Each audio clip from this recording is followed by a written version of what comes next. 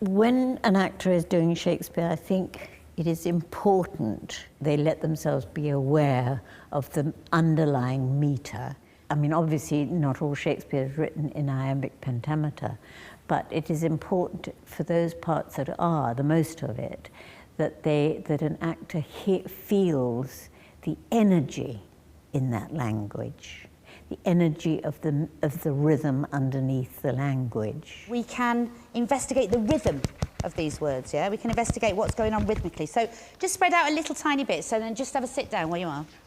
And I'm going to clap a rhythm to you, and I want you to clap that rhythm back to me. So you ready?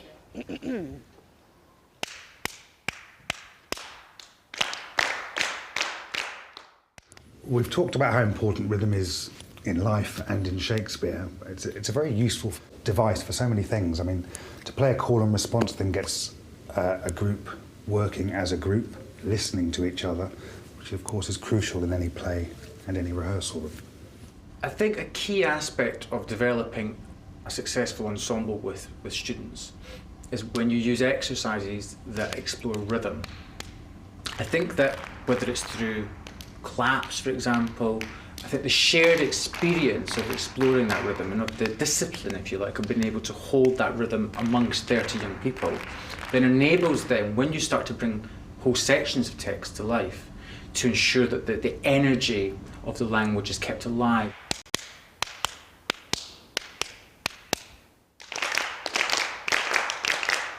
The rhythm itself is ti-tum, ti-tum, ti-tum, ti-tum, ti-tum. That's 5 beats in a line.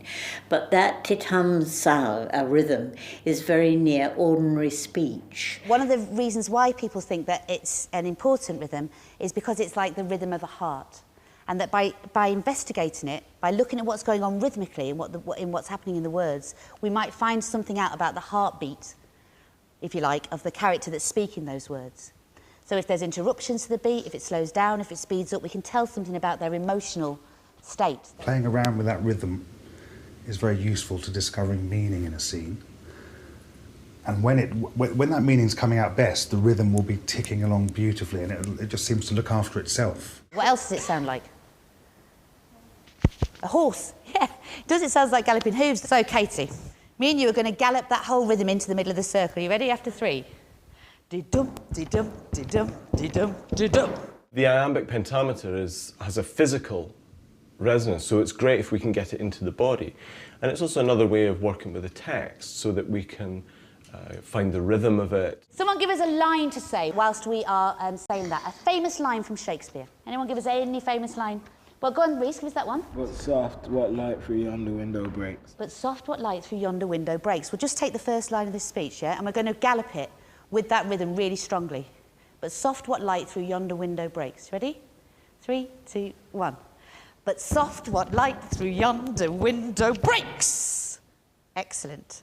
Thank you, Katie, for being the pioneer. Let's all have a go at it. Stand yourselves up. So the exercises are simply about getting that in the body so the iambic becomes a physical. And it is a physical. It's based on your heartbeat. So we're just kind of thinking about the heartbeat through our whole body and then into the text. But soft, what light through yonder window breaks. The thing about the iambic pentameter is that it's in our own language, so you can stress about it too much. It's absolutely natural to the way we speak. We speak in iambic pentameter. And really what you need to do is be sensitive to rhythm, and if you're sensitive to rhythm, then the technicalities of it often reveal themselves. To be or not to be, that is the question. Oh, no, it doesn't work, does it? With a line that's got an extra little beat on the end, to be or not to be, that is the question. Got a little extra little beat on the end there. Then you've got an unfinished feeling or a questioning feeling or like it's broken, yeah. We walk it out, we beat it, we talk about the heartbeat of the language, and students also look for places where the iamb is broken so that they can figure out why. It really deepens their understanding of the text. But soft, what light through yonder window breaks. What I would do if I was going to note that down, which I'm going to ask you to do with your little bit now, is write a dot for a weak rhythm and a dash for a strong rhythm. But soft, what light through yonder window breaks.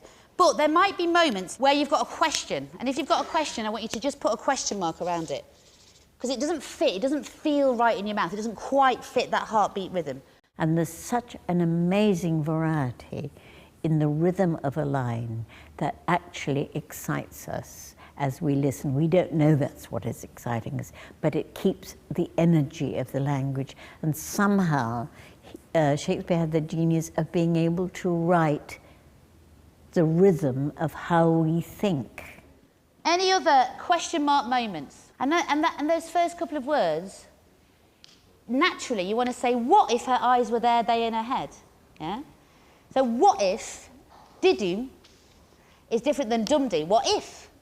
So there's a choice being made, but what if would be, we'd call it a trochee. It's where you've got still a two beat rhythm there, but it's inverted, and we find that there's a glitch in that rhythm again. We're saying it differently, and it just makes it stand out to our ear. In drama, it's kind of changes of rhythm that kind of alert an audience, which is exactly what Shakespeare's doing with his language. You know, it's tumty-tumty-tumming along, and then suddenly it'll go tum-tum, and that rhythm will be broken, and your ear will kind of prick up, and you'll notice it, and he brings out dramatic context through his rhythm. I think we have to explore all these issues of rhythm and imagery and everything to find the depth of a character.